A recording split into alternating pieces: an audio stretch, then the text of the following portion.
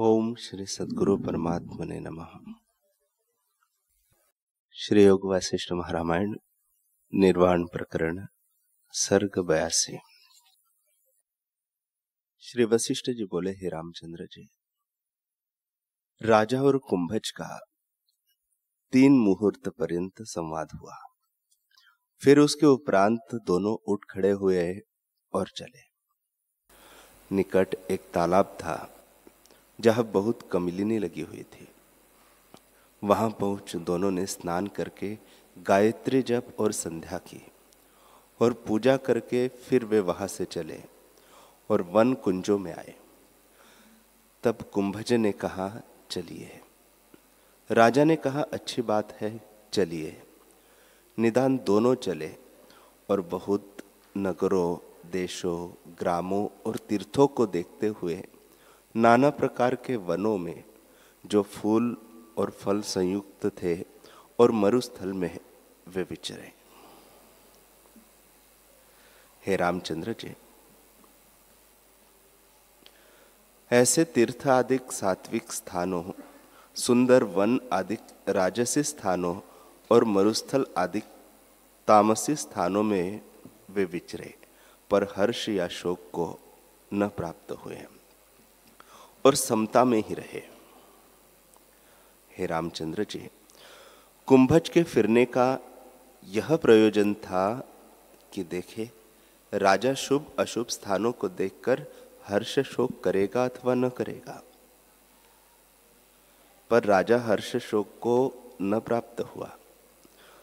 फिर उन्होंने बड़े पर्वतों की कंदरा, वन कुंज और बड़े दुर्गम स्थान देखे और एक वन में जा रहे। कुछ काल में राजा और कुंभज एक ही से हो गए। दोनों इकट्ठे स्नान करे, एक ही से जप जपे, एक ही सी पूजा करे। दोनों एक सुहृद हुए। किसी ठोर वे शरीर में भस्म लगाते, किसी ठोर चंदन का लेप करते, किसी ठोर शरीर में भस्म लगाते, किसी ठोर दिव्य वस्त्र पहनते, किसी ठोर केले के पत्तों पर सोते और किसी ठोर फूल की शैया पर और कभी कष्टदायक स्थानों में शयन करते।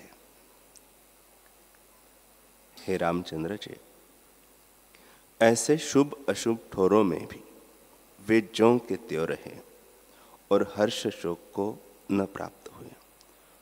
केवल शुद्ध सत्व में वे दोनों स्थित रहे और आत्मा के सिवा उनको और कुछ न फुरा। एक बार रानी के मन में विचार हुआ कि यह मेरा भर्ता है, मैं इसको भोगूं, क्योंकि हमारी यही अवस्था है। जो भले कुल की स्त्री है वे भर्ता को प्रसन्न रखती है।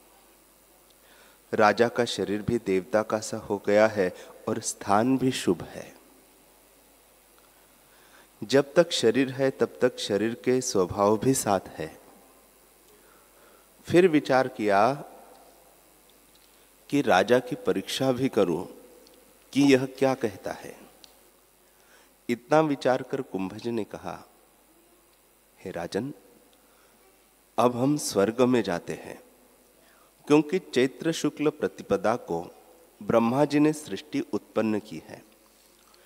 इसी दिन वर्ष के वर्ष उत्सव होता है और वहां नारद मुनि भी आवेंगे।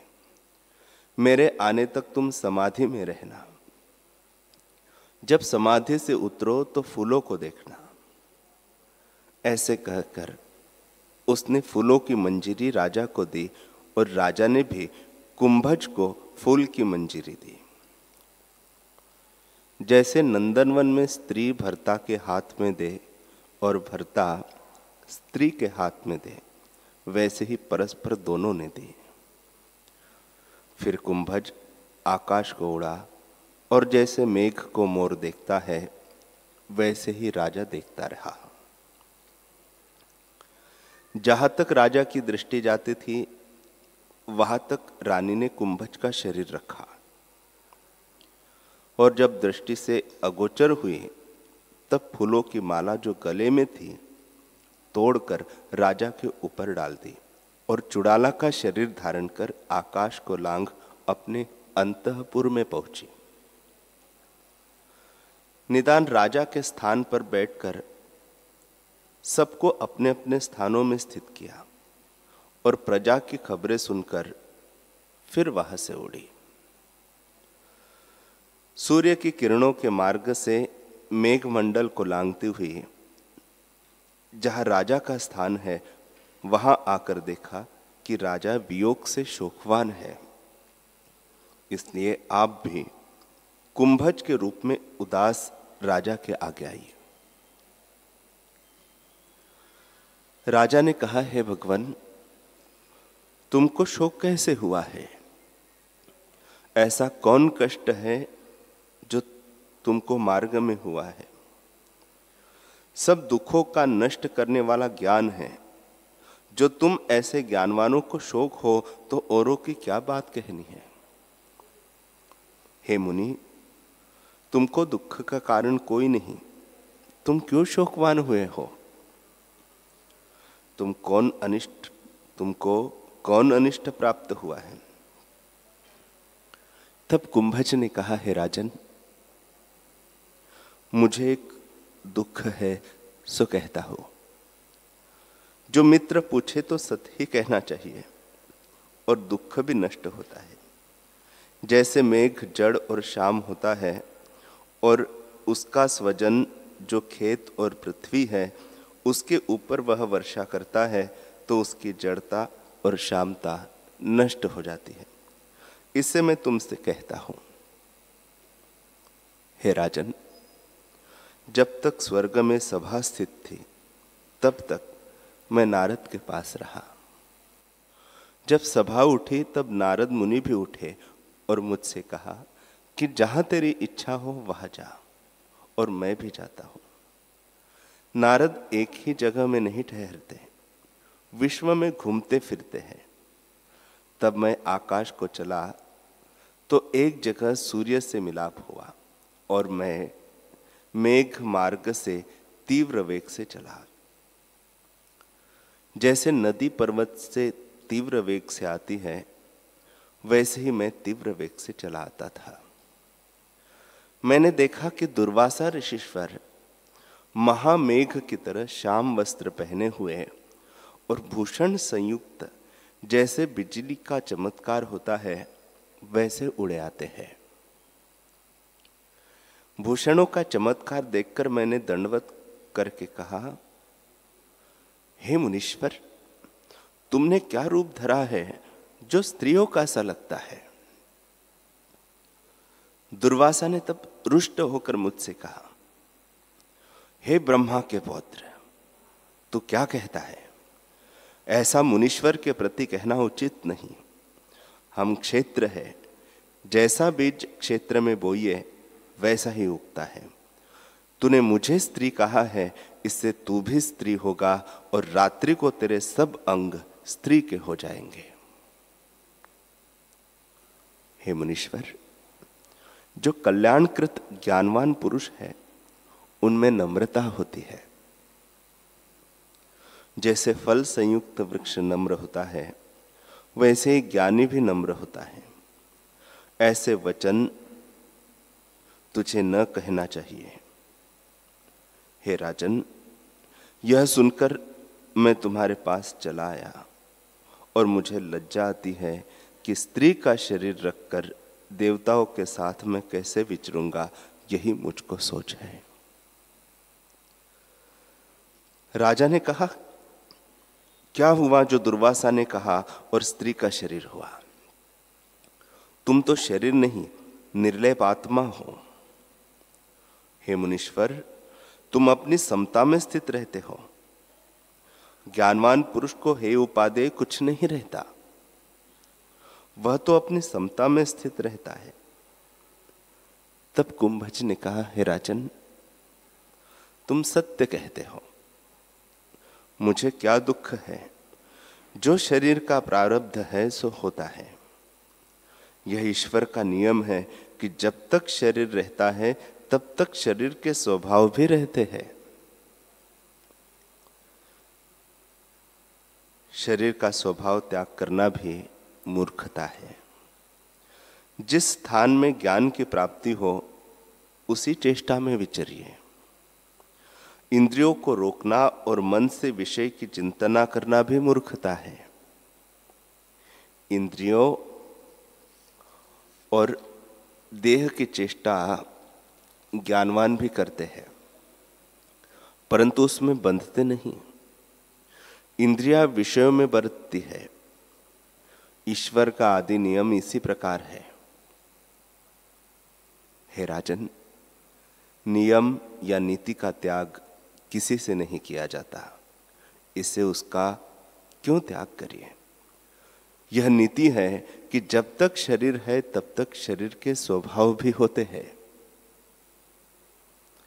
जैसे जब तक तिल है तब तक तेल भी होता है, वैसे ही जब तक शरीर है तब तक शरीर के स्वभाव भी होते हैं।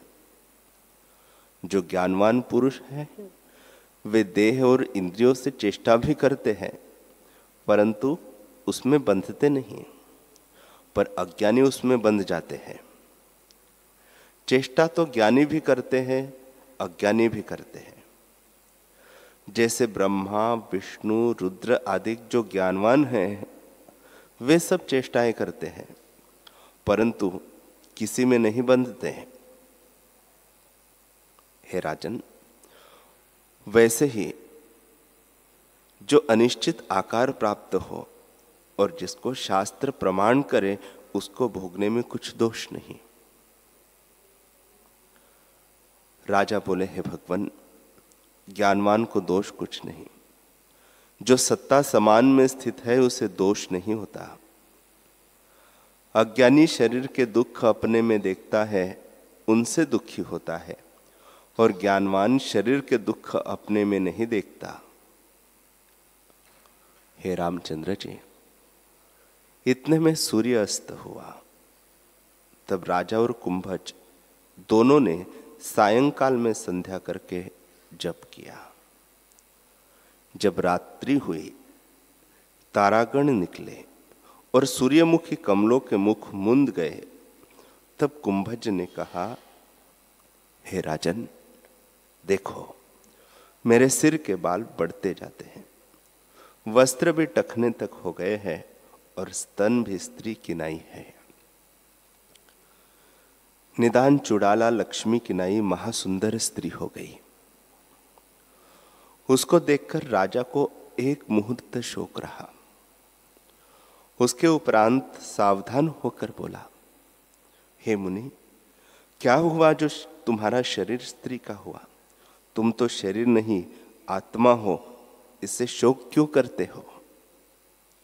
तुम अपनी सत्ता समान में स्थित रहो।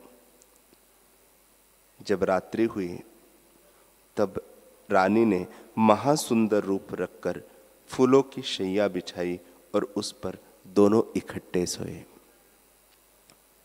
हे रामचंद्र जी, समस्त रात्रि उनकी कोई वासना नहीं जगी। दोनों सत्ता समान में स्थित रहे और मुख से कुछ न बोले। जब प्रातः काल हुआ तब फिर रानी ने कुंभज का शरीर रखकर स्नान किया और गायत्री जप आदि कर्म किए। इसी प्रकार चुड़ाला रात्रि को स्त्री बन जाती और दिन को कुंभज पुरुष का शरीर रखती। जब कुछ काल ऐसे बीता तब दोनों वहां से चलकर सुमेरु पर्वत के ऊपर गए और मंदराचल और अस्ताचल पर्वत आदि सब सुख दुख के स्थानों को देखा, पर एक दृष्टि को लिए रहे। न किसी को हर्ष हुआ और न शोक, ज्यों के त्यों रहे। जैसे पवन से सुमेरु पर्वत चलायमान नहीं होता, वैसे ही शुभ अशुभ स्थानों में वे दोनों समान रहे। इतना कहकर वशिष्ठ जी बोले, हे रामचंद्र जी, इस प्रकार विचरते विचरते वे मंदराचल की कंदरा में पहुंचे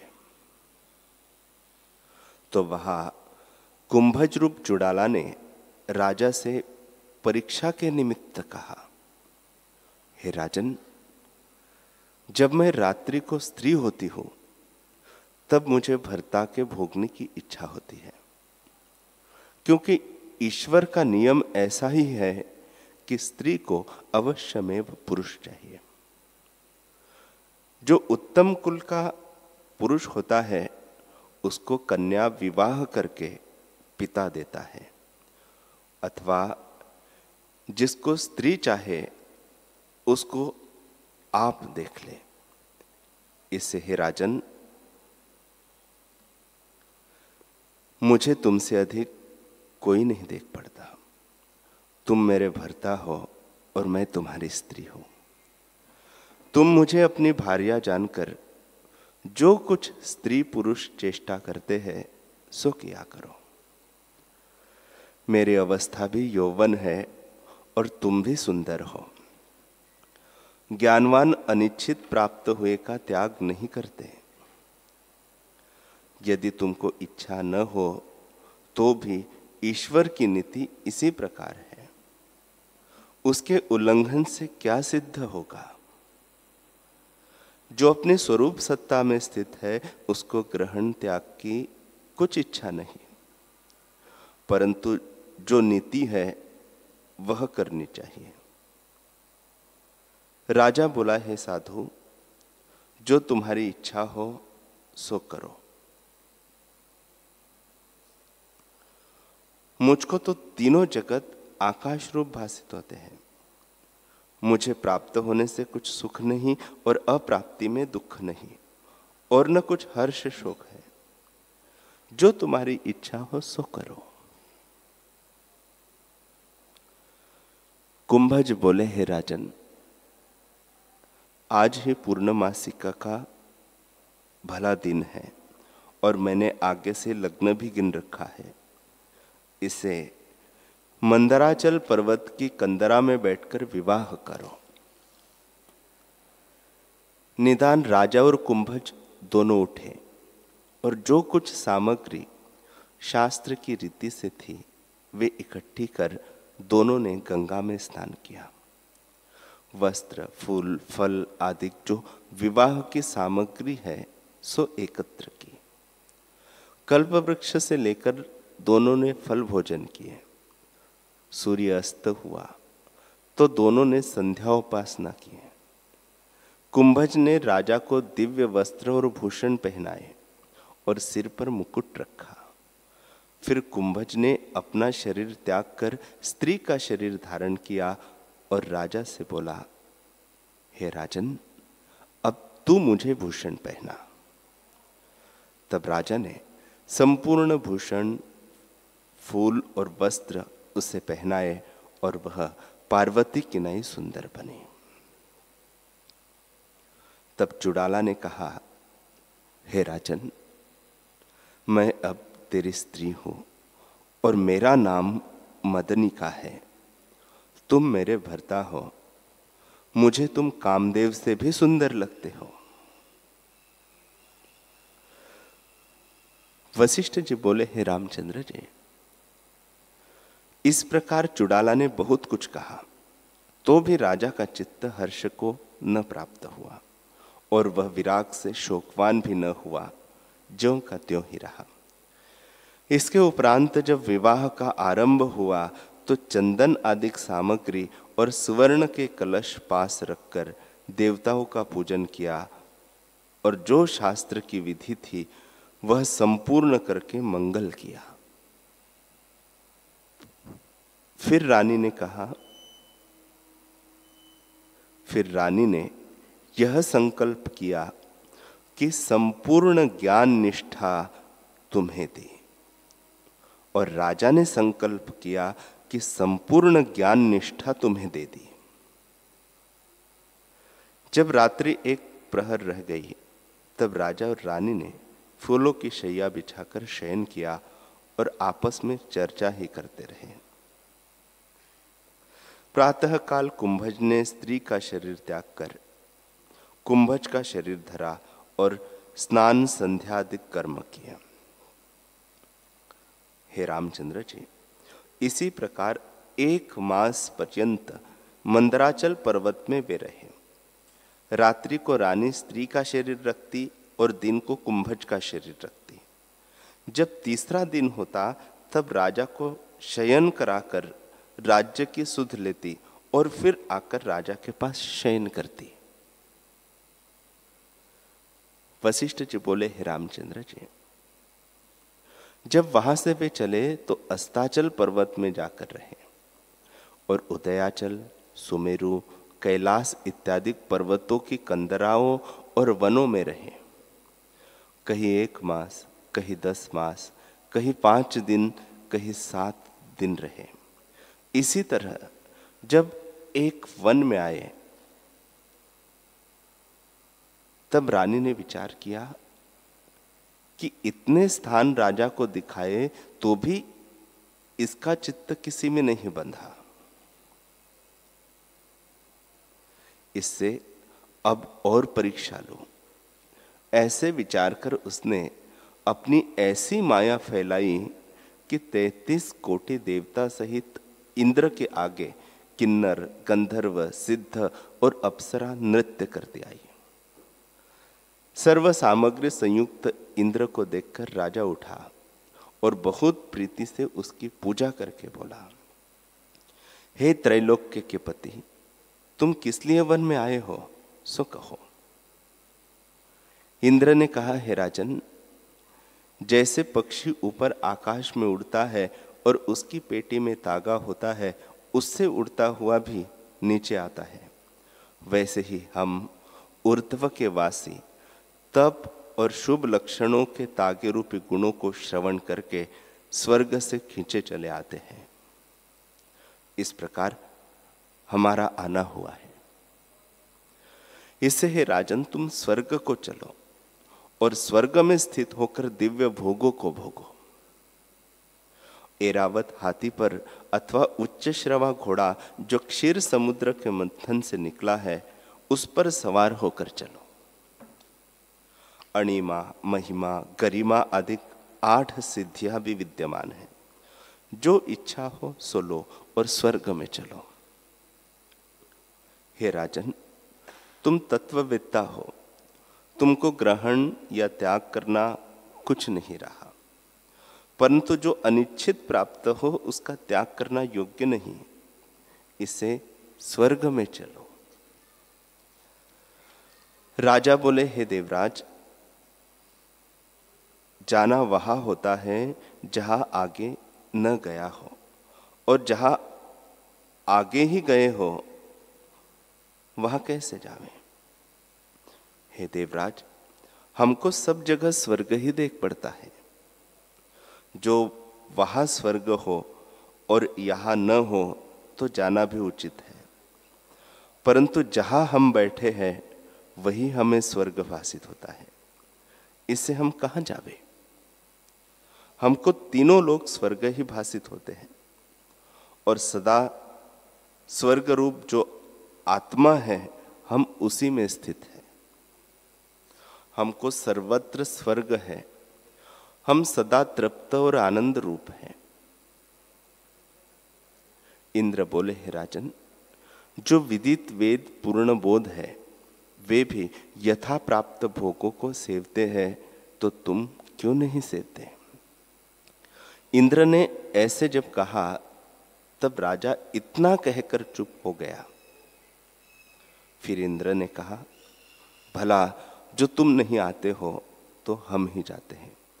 तुम्हारा और कुंभज का कल्याण हो।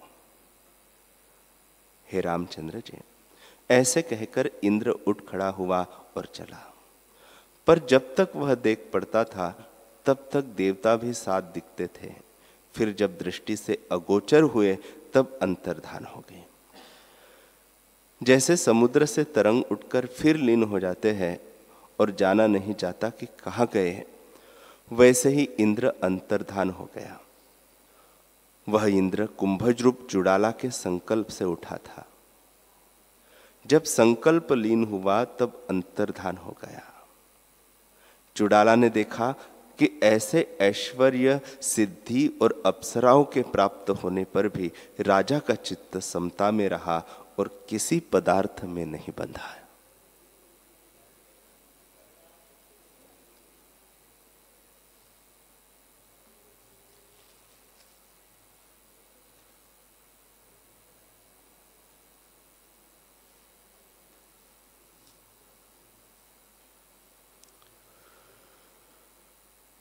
हरि ओम।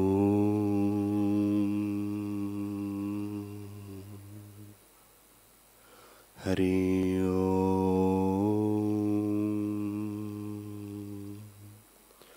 ओम। सहना भवतु सहनौ भुनक्तु सह वीर्यं करवावहे तेजस्विनावधीतमस्तु मा विद्विषावहे। ओम शांति शांति शांति। श्री सद्गुरुदेव भगवान की जय।